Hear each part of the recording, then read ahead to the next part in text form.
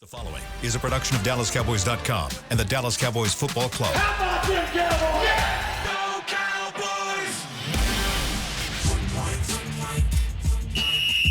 Let's go, baby! Are you ready for a break? Yes. Are you ready for a break? Absolutely. Ready for a break?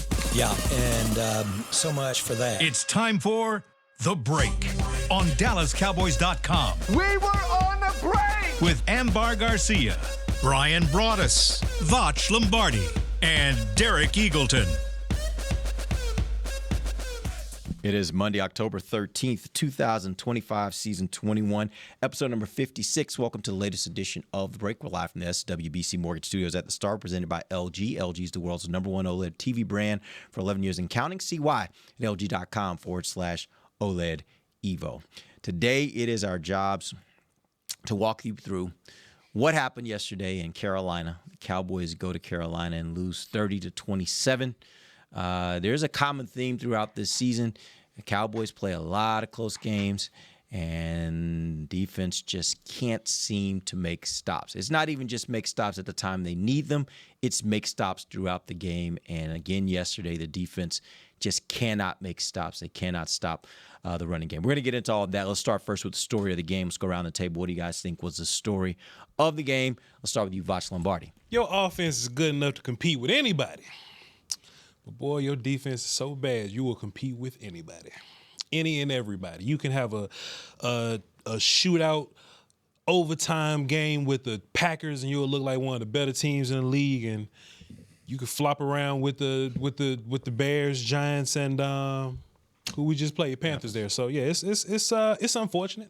It's unfortunate. I hope we're not getting to a point to where the players are huffing and puffing. I think the biggest thing is that Pickens is not crashing out over this, and I think that's just the best part. He's cool to ask questions. I say, Pickens, how you feel? Hey man, we all got to do better, man. We all got to boom, boom, boom. We got to help the defense. I think that's a fantastic start, but boy, it ain't fair.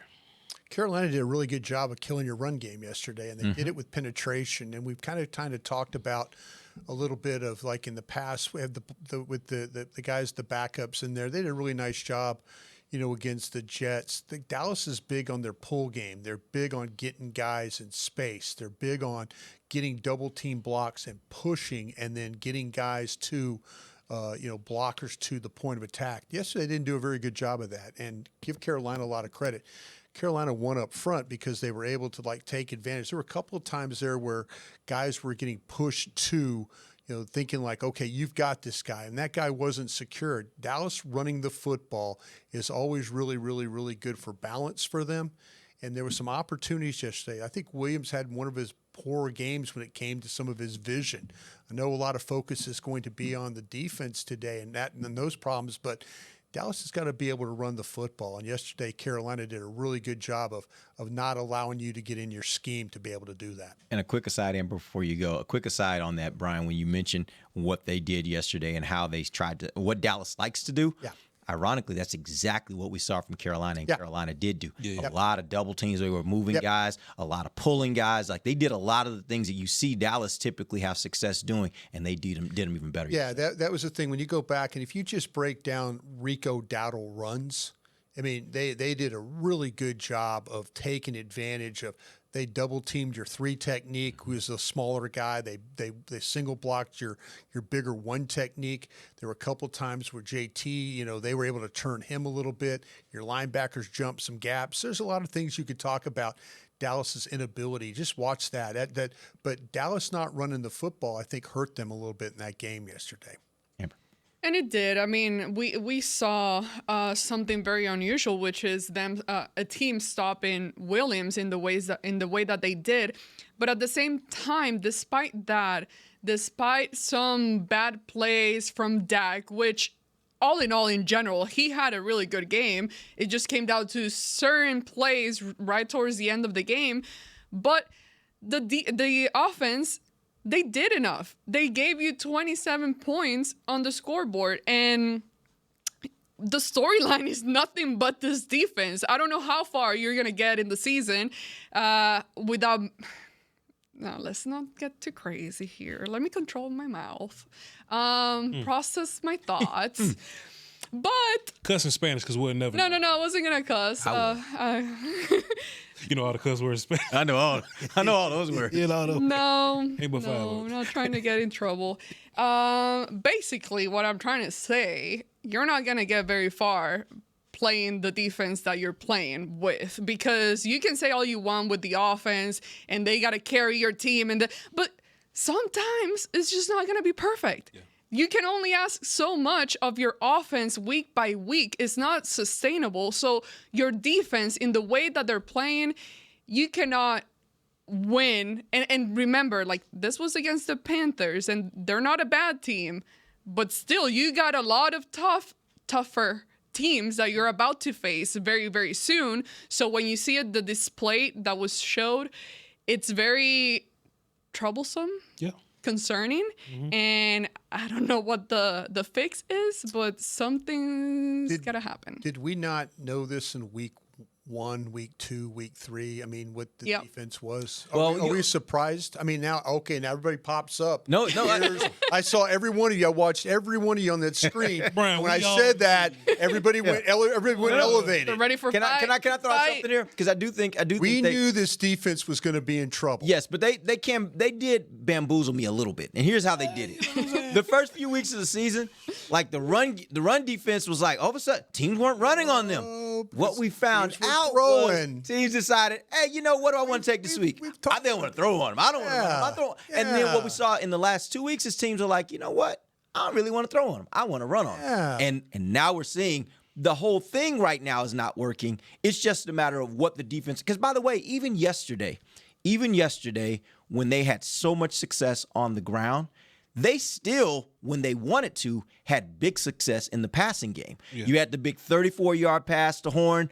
You had the touchdown pass to Rico. You had the 2 touchdown passes to Teteroa McMillan. Like, in all those situations, there were busts in the secondary, and they were able to get chunk yardage and touchdowns out of it. And so even when they wanted to throw the ball yesterday, they had success. It's really just a matter of what the opposing offense wants to do. How often did they get him in third down yesterday? Yeah.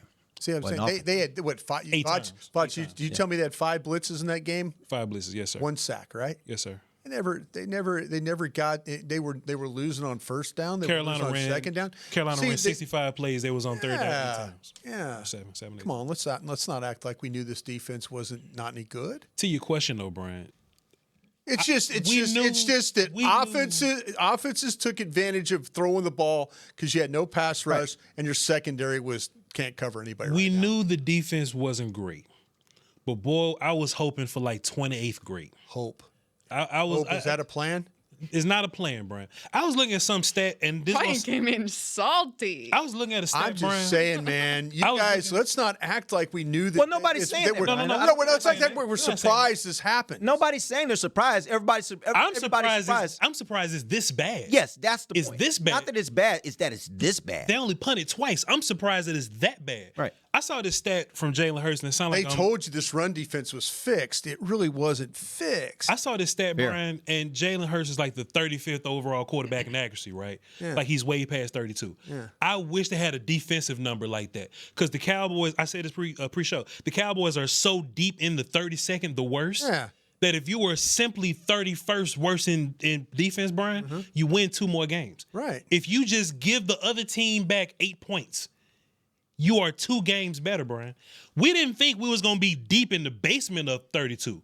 32 and 31 ain't close. This team has shown you defensively 29 to where we at 32 ain't ain't defensively close. Who they are. They've shown you this. I think it's gotten worse every week.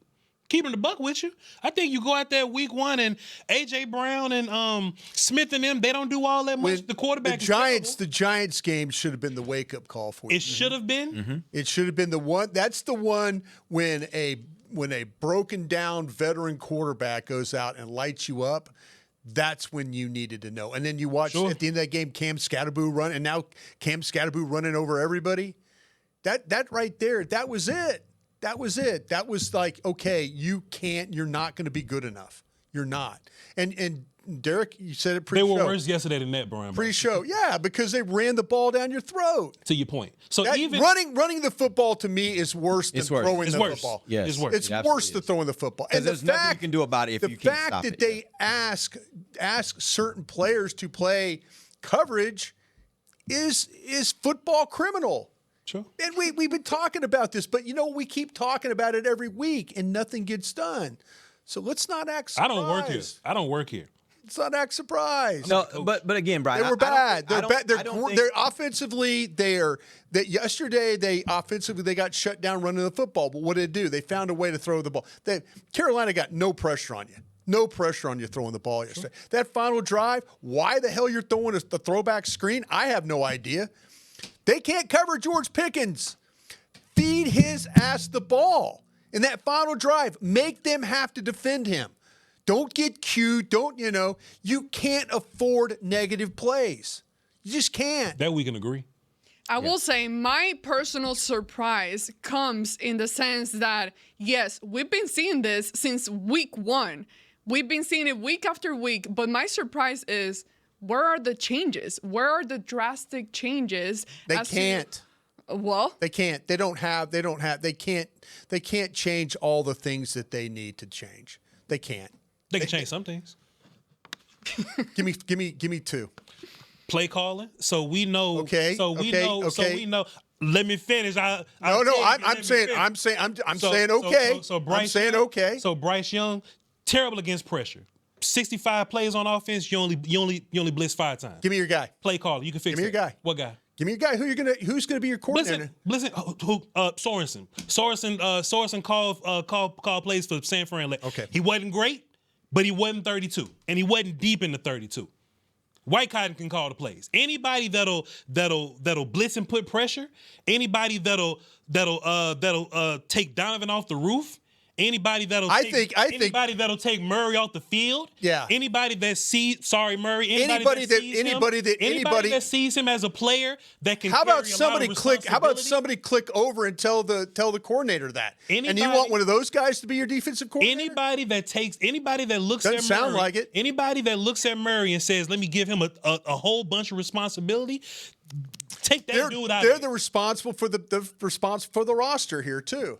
Those coaches are responsible for the roster. Give me the 28. I asked you guys this question the other day. Give me the 29. What are the offensive coaches doing that the 25. defensive coaches aren't? I can live at 25. I can win. You're not going to get there. You don't have players to get to 25. You don't. And you're going to make a bold trade that's probably not going to help you because you need more than one player. Take your box safety off the roof, and I think that's a huge. They haven't jump shown already. you 6 weeks. They haven't shown you they can do that. That's why you give me a guy that at the end of the day, what they are going to have to do is they're going to have to realize what they are asking of the players that are currently on this roster is not working. And if that means that they either have to change those guys out to someone else, or if that means they're going to have to ask those guys to do something different, those are really your only 2 options at this point.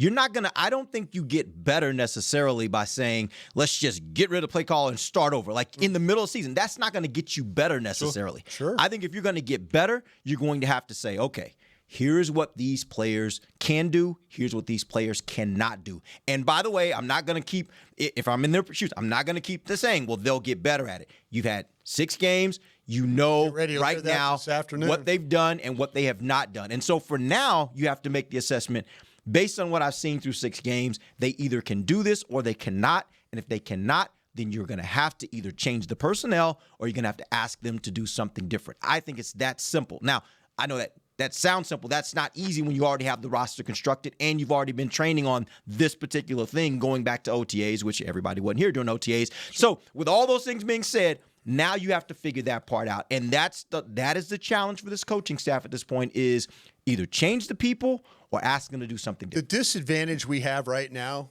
is we don't know if they're telling them to do the right things and the players are just not capable of doing it.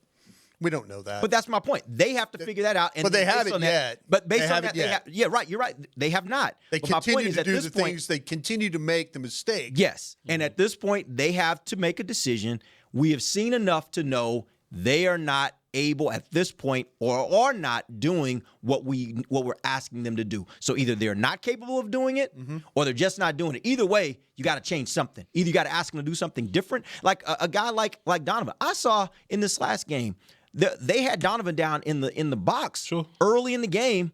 And they ran the ball right at him, and he was out of the play. Like that's something he's supposed to do really well. So I think there's a lot of different issues that are going on right now, and there's not just one. It's not as simple as saying, well, just take Donovan off the rooftop, and all of a sudden everything's going to be better. Well, Donovan has some responsibility in that too, where he's going to have to play better even when he's down in the box. And I think there are all those kinds of issues you see throughout the game where guys are out of position, they're not doing what they're being asked to do, or if that's what they're being asked to do, then it's a situation of how you're coordinating this thing. Because I saw a lot of time when defensive ends are crashing down hard. There was nobody containing on the outside. There you go. They're either asking them to do that, which I'm questioning now who's run blitz, doing that, or it's a situation where they're doing that and they really should be protecting the edge. Well, either way, my point is it's not working right now, and they're going to have to make some change. Something has to change. To your comment, Brian, of like, you don't know if it is something that they're being told and they're just not executing.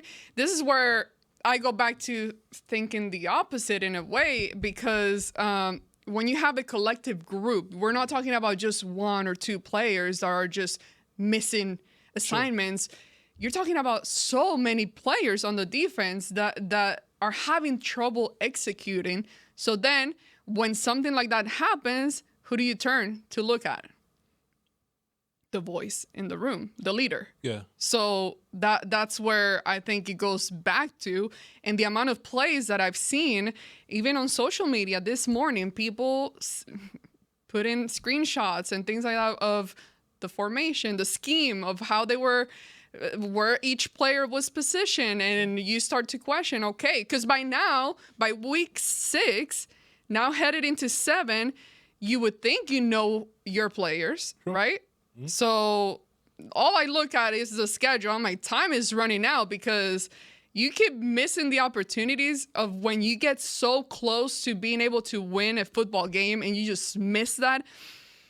It's like the sand slipping through my fingers right now. And I'm just like, oh my God, trying to hold on to it because I don't want to say, oh, another wasted year.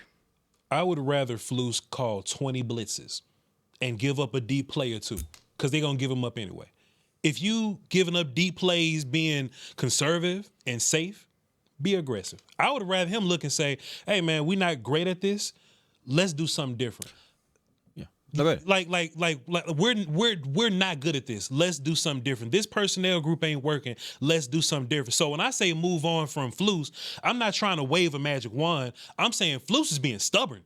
Like something ain't happening here. Like something's not being changed here. So when I'm saying that, you just can't look at Bryce Young, terrible against blitz, maybe in the 20s, the low 20s against the blitz, and we go, nah, we gonna let him sit back. Even Rico beating you down all day. Break, I got even Rico beating you down all day.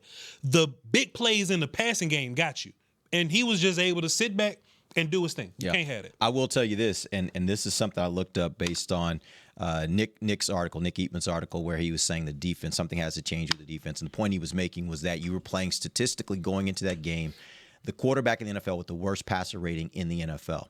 And you knew going into that game that you were facing a running back that the week before had put up 200 yards. And he, by the way, let you know, buckle up because I'm bringing some of that for you. And instead of, and here's I went to look up the numbers. Check this out. Cowboys yesterday, when they had a light box, that means they had 6 guys in the box. There were 17 runs against that. They gave up 101 yards, 5.9 average. When they had a neutral box, 7 guys in the box, they had 14 runs, 82 yards, another 5.9 average per run. When they loaded the box, 8 guys down in the box, they only did that 7 times against the run yesterday.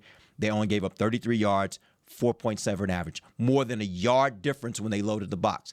There is no way you're going to convince me that it was not a good plan to say we're going to load up the box more often. We're going to load up the box more often than not. Sure. We're going to force this quarterback into a situation where we're gonna be manned up on the outside, and you're gonna have to beat man against some corners, by the way, that we've paid a lot of money to. Yeah. And we're just gonna be loaded in the box so that we're gonna do one of two things on every play. If it's a run play, we're gonna have so many bodies there that we're just gonna clog it all up and stop the run. Or we're gonna have so many guys down in the box that we're gonna blitz you and we're gonna pressure the heck out of you and make you get rid of the ball quick, and we're gonna trust those corners on the outside. The fact that was done the least amount of times, and it was the one where they found the most success, that's where I'm looking at it and saying, why would that have not been the game plan, knowing what you were facing going into this game? That's the hard part, that it worked and they went away from it. Go back and watch the first defensive snap of the game. Mm-hmm.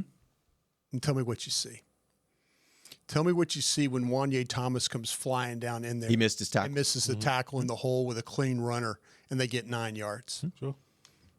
Happens quite a bit. Yeah. No, that's fair. It is both. That's fair. It That's happens fair. quite a bit. And by the way, I'm with you about doing something different. We talked about this about Carolina offense, their path to victory, running the damn ball. right. And That's what I'm saying. So, but when you commit to playing certain schemes and you commit to playing, I'm all for it. Yes, more heavy boxes. Make this guy throw. Do all that stuff. But when they do commit to it, and all of a sudden a guy's in the hole unblocked and misses the tackle, and it's a 9-yard gain. Is that on Wanye Thomas or is that on the scheme? No, it's on Wanye Thomas. And here's the deal. I'm not saying that difference would have made them a great defense. What I'm saying is, because by the way, giving up 4.7 yards per carry not ain't good. great. That's not great. No. But it's better than 5.9. And that's my point. Like, it would have made you better. It might not have made you great, but it might have been the difference between a 30-27 loss. His answer was to play base defense. And even when they got into base defense, they had problems. Understood. They had. Once again, again, we're talking it was about. You're still talking about better. the angles. You're talking about the angles and the run blitzes and stuff with guys coming down, the defenses and going inside, and nobody on the outside. Where are the linebackers? Sure. He's trying to. And I'm not defending him. I'm just telling you that for every bad defense that he calls, his players are just as bad. Absolutely. Like all of a sudden on the Ted McMillan touchdown, when all of a sudden they get Diggs on a tight end and Wilson's having to cover Ted McMillan. Yep. Because Diggs tells him stay, and Wilson's thinking, no wait, I got to go back. And now, what's that? What's that? Don't even call that play. Yeah, but by the way, I understand what you're saying, Brian. I'm not saying that any of these I'm not changes- arguing with Yeah, that. I'm just saying, though, that for every bad call he has, your players yes. are just effing it up just as bad as he is. And We know I it's get- both. I We get- know it's both, but there are small things you can do to get you from the bottom of 32nd to at least 27. And that'll win you 2 games. Go ahead, Derek. But I will say this, and we got to go to break real quick. I'm not at all saying that they need to change the person. I'm saying that the person's going to have to think, how do I get the most out of the personnel that I currently He hasn't have done that on in the field? 6 You're right. You're asking That's a why lot. I'm moving. You were asking a lot. But Yeah. that's also where now it becomes a component of the head coach to say, hey man, we might have to change some things up. That's when General manager, too, can you might have step to in. you might have to force him to do some things that maybe he's being a little resistant to. Because I will say this about coaches, and Brian, you've probably seen this more than anybody else.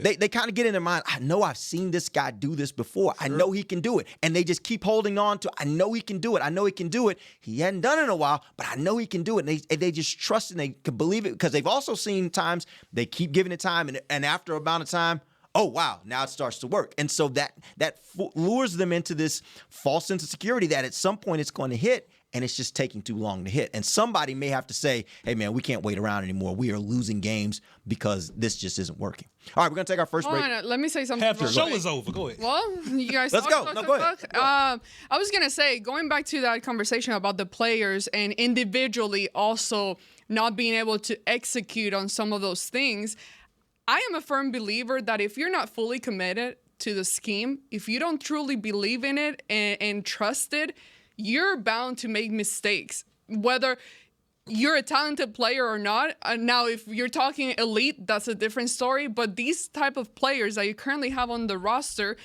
you're not positioned, like, you have to be mentally bought into the whole scheme and the guy that's telling you what to do.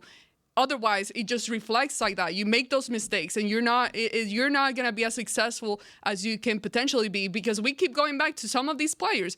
We've seen what they can do, It's not like they're a high school football player that knows. Well, I shouldn't say that. A lot of high Cover school. 3 is the same thing in high school. What I'm Not to saying. mention, Cover threes. Cover 3 don't change all that much. Some high schools playing it better right now. You lying? Let's go to break. Yeah, we're going to take our first break. We're going to come back. We got more to talk about. We'll be back. DallasCowboys.com radio. Hey. How's it going? You see that Cowboys game? Oh, I watched. Been seeing some good things. Totally. They have some talent. Yup, some great talent. And they got some fight. Hoping this is the year. Me too. Oh, I'm Cody, by the way. I'm Travis. Nice to meet you, Travis.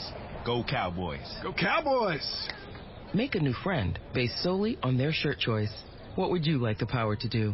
Bank of America, the official bank of the Dallas Cowboys. Copyright 2025 Bank of America Corporation. If you shout, "How about them Cowboys?" you have that undeniable passion that's the heart of Cowboys Nation. And if you like to drink Dr. Pepper, you love the unique blend of its 23 flavors. Together, your one-of-a-kind fandom paired with the one-of-a-kind taste of a delicious ice-cold Dr. Pepper is the game day lineup that can't be beat. Better yet, gather your Cowboys and Dr. Pepper fan friends to watch the next game and crack open a delicious ice-cold Dr. Pepper for everyone. The wins will be even tastier. It's a pepper thing. It's the official men's skincare brand of the Dallas Cowboys, Jack Black. And right now, Cowboys fans can get 15% off their $75 order. Plus, because every deal needs a playmaker, your order will include a free 5-piece skincare set and free shipping. The Jack Black Playmaker is 4 of Jack's favorites and a full-sized intense therapy lip balm. Make a play for the playmaker at getjackblack.com/Cowboys with the code CowboysVIP. That's getjackblack.com/Cowboys with the code CowboysVIP. I'm home. Hey, Mom, before you ask, I've done my homework and the dishwasher's unloaded. Nice. Hey, can you... Hey, hon, yes, I've got the finale ready to play. Here's your wine. Wow. Isn't it nice not having to ask? We think so. That's why if there's a network interruption, AT&T will proactively credit you for a full day of service, guaranteed. Credit for fiber downtime lasting 20 minutes or more, or for wireless downtime lasting 60 minutes or more caused by a single incident impacting 10 or more towers. Restrictions and exclusions apply. See att.com/guarantee for details. Back to the break.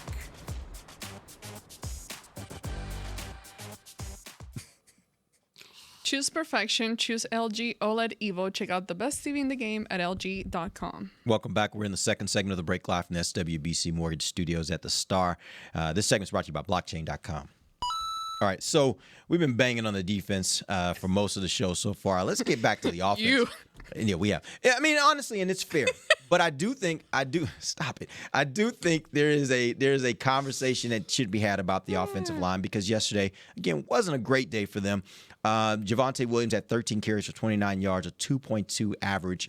I want to go down the offensive line. I want you to tell me what you saw from each of the different players. Now, yesterday they got 2 of their guys back from the week before when they played the Jets, when we were all loving what we were seeing from the offensive line when they were 4 guys down. What did we see yesterday? Let's start first with the 2 guys that came back from Guyton and from Tyler Smith. How did you think they performed yesterday? The passing game was good. For Guyton, run game was cool. For Smith, he was powerful like he is. You know, tripped over himself a couple times. You know, that could be I've been sitting down for about a week and a half. I need to get back into it. But I think Guyton was Guyton. I think Big Tyler was Big Tyler for the most part. Yeah, I think, like, to me, there was a couple of different times where Guyton, and this is something scheme-wise, when he's on the back side of things and your responsibility is to go front side, to go to where the ball's going and then block back. There was a couple of times where he got so far down inside with his block that backside runner just killed the play from behind. I mean, that he's got to check his guy, get him.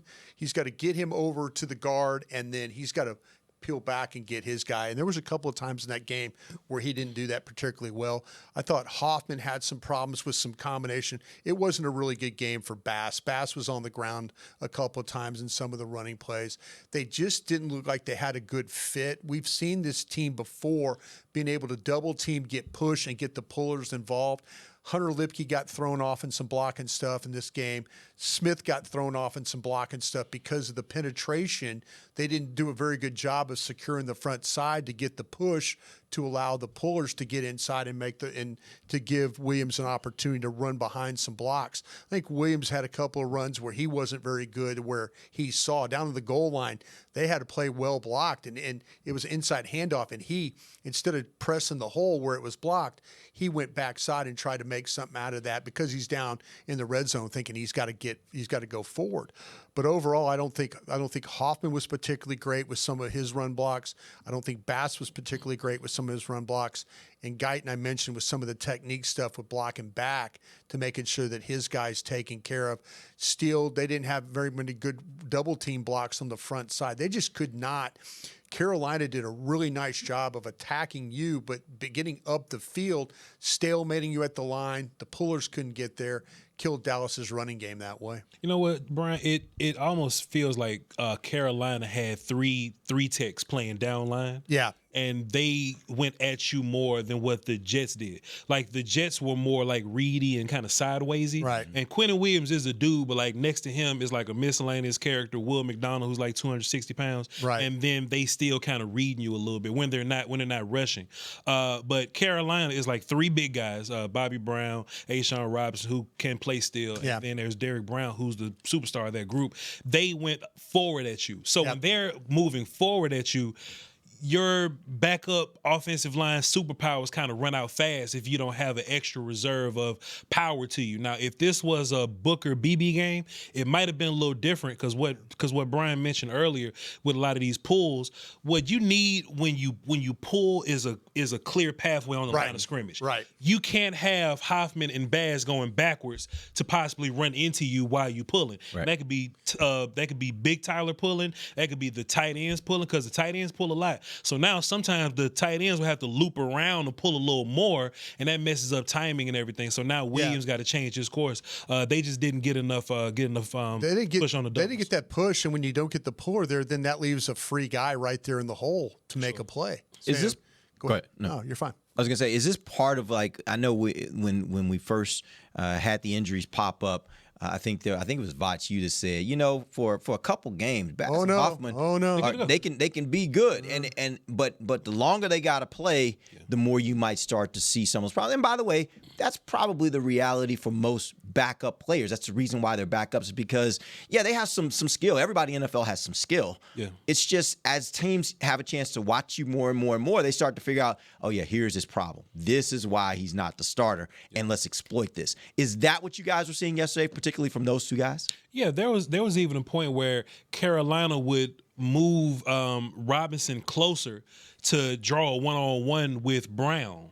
Or like Bass will get a one-on-one or something like that. Like, as long as they can combo, they typically can fight together and win. But if they're in a one-on-one situation, it's bad. But even doubling, they didn't get all that much of a push there. And if Bass isn't pushing all that great, now Terrence Steele is affected. You know what I mean? So like it's all Yeah, I think that Williams carried the ball 13 times. Derek, is that what it said? Yeah. Carried 13 titimes. Yes, sir.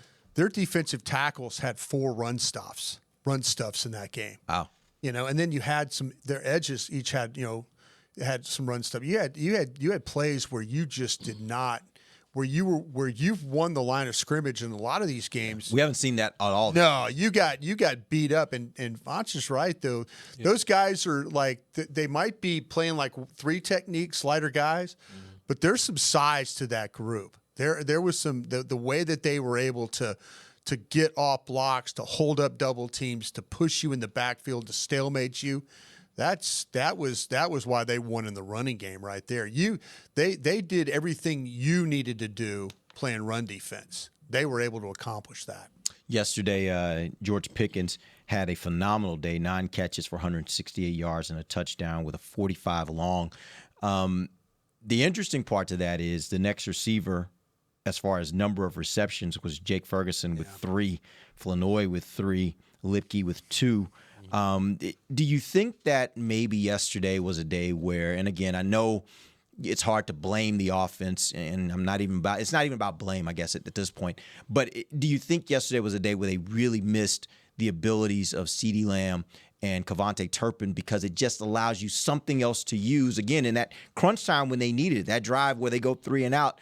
Maybe at that point they're thinking we've already been going to George Pickens a lot. We think they're going to try to take that away. Maybe they go somewhere different. Would it have been more helpful yesterday, and would yesterday have been the day where you really missed having those other weapons there that you could make reliable, that could reliably make plays for you? Man, probably. Lamb would have definitely made a difference for you because he'd have lined up against somebody that shouldn't be covering him at all. Maybe Turpin gets you a touchdown because he's faster than everybody else. But I don't mind days where, cool, if Pickens gets most of them and Flournoy gets a little bit, Jake gets a little bit, I think 30 points is that's enough to win. That's enough to win. I mean, 27, sure, but that's doing it.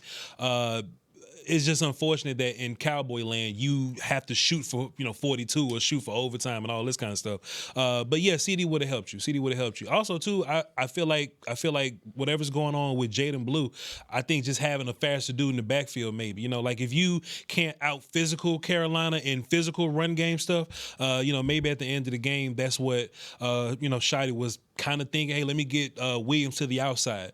Maybe a faster guy to the outside would have helped you there because they're big and physical on the inside. Carolina is. Yeah, we want to sit here and kill the defense for not using their players the right way. How about in the offense in that final drive? I could have used 3 more catches from Pickens in that game.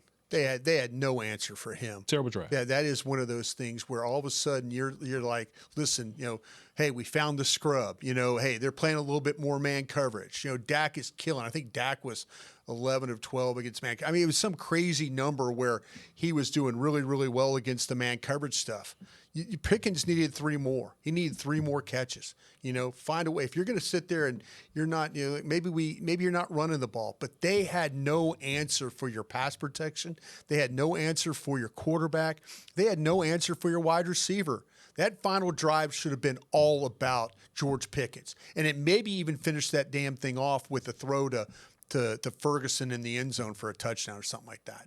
But that was as poor of a sequence of plays that you're going to find, especially when you had a player on offense that Carolina had absolutely no answer for. Yeah, it's interesting because in the when we met with George Pickens after the game in the locker room, one of the things he said, he was asked, was this something you guys just saw as the game wore on that you were just going to have a great day? He said, honestly, we saw it throughout the week. The kind of defense they play, we knew we were going to have opportunities, and sure enough, those opportunities were there. So it certainly made you feel like they knew that they could go to it anytime they wanted. And I heard this morning. I was listening to Sean and RJ on my drive in, and they made this point. I thought it was an interesting point. Don't know if it's true. You'd have to ask Coach. That's true. It's probably not. But dang, Brian, killing your my team. Guys, I love it. Man. I'm just kidding. But no, I thought it was interesting. They said, was this maybe a situation where he felt like he knowing his defense, he felt like, I got to go score here, but I got to take time off the clock. And so he wanted to start that drive by running the ball, thinking, let's take time, let's get a methodical drive, let's try to use as much of this clock as we can to limit the amount of time our defense has to go back on the field after we score. And then it went south, and you literally just turn it right back over. In 3 plays, you're out. Yeah, but the thing about it is, though, if he goes and gets a score, he makes it a 4-point game, right? Yeah. So now you're in a situation where they have to go get a touchdown, and you just had coming off getting a stop. Maybe you had some momentum there. Nah, maybe they was gonna score. I mean, his thinking about. I think the thinking was okay. If that's what he was thinking. Again, these are our words that we're putting on them. So I want to be clear about that. That wasn't what he said. No. But if that was his thinking, I know when they first scored. I know when they got the ball back, I looked over at Nick and I was like, man, I know this. They might want to take some time. Yeah. I tweeted during the game, you can't punt anymore. Yeah. I mean, I got on Twitter, I got on there, I said, and it was a lot of game left. And I said, we've come to the point in time in this game where Dallas can't afford to punt. You just can't. You can't do it. Yeah. And ultimately, that's what happened at the end. The offense had one really bad series. They couldn't run the ball, but throwing the ball was outstanding yesterday. Ambar, what you think? Can we take a break? He calling me out on purpose. We need to get one more break. We need to get one more break before we end this show. So let's take a break. We'll come back. Then I can finish and off the we'll show. We'll see what Amber has on her mind because she's been sitting over there. I'm sure she's got things to say. So we'll do that when we come back. This is Dallas Cowboys.com radio. Oh my. I'm home. Hey, Mom, before you ask, I've done my homework and the dishwasher's unloaded. Nice. Hey, can you... Hey, hon, yes, I've got the finale ready to play. Here's your wine. Wow. Isn't it nice not having to ask? We think so. That's why if there's a network interruption, AT&T will proactively credit you for a full day of service, guaranteed. Credit for fiber downtime lasting 20 minutes or more, or for wireless downtime lasting 60 minutes or more caused by a single incident impacting 10 or more towers. Restrictions and exclusions apply. See att.com/guarantee for details. If you can't be at the stadium, there's no better way to watch your Cowboys than on an LG OLED Evo TV. That's because everything you see is more lifelike. Every play, every hit. I mean, you might as well be on the sidelines. That's how clear it is. It's all thanks to LG's legendary technology. Perfect black, over 8.3 million self-lit pixels. No one comes close. LG OLED Evo is the best TV in the game for a reason. See for yourself at lg.com/OLED Evo. It's the official men's skincare brand of the Dallas Cowboys, Jack Black. And right now, Cowboys fans can get 15% off their $75 order. Plus, because every deal needs a playmaker, your order will include a free 5-piece skincare set and free shipping. The Jack Black Playmaker is 4 of Jack's favorites and a full-sized intense therapy lip balm. Make a play for the Playmaker at getjackblack.com/Cowboys with the code CowboysVIP. That's getjackblack.com/Cowboys with the code CowboysVIP. How's it going? You see that Cowboys game? Oh, I watched. Been seeing some good things. Totally. They have some talent. Yup, some great talent. And they got some fight. Hoping this is the year. Me too. Oh, I'm Cody, by the way. I'm Travis. Nice to meet you, Travis. Go Cowboys. Go Cowboys! Make a new friend based solely on their shirt choice. What would you like the power to do? Bank of America, the official bank of the Dallas Cowboys. Copyright 2025 Bank of America Corporation. From the field to the festivities, Lucchese embodies the essence of luxury and tradition. Handcrafted with meticulous precision, each pair offers unmatched comfort and style. Stand tall while you're tailgating or cheering in the stands with the Dallas Cowboys collection by Lucchese. Shop the collection today at the Lucchese store at the Star in Frisco or online at lucchese.com. Lucchese, the official boot of the Dallas Cowboys and Dallas Cowboys cheerleaders. Back to the break.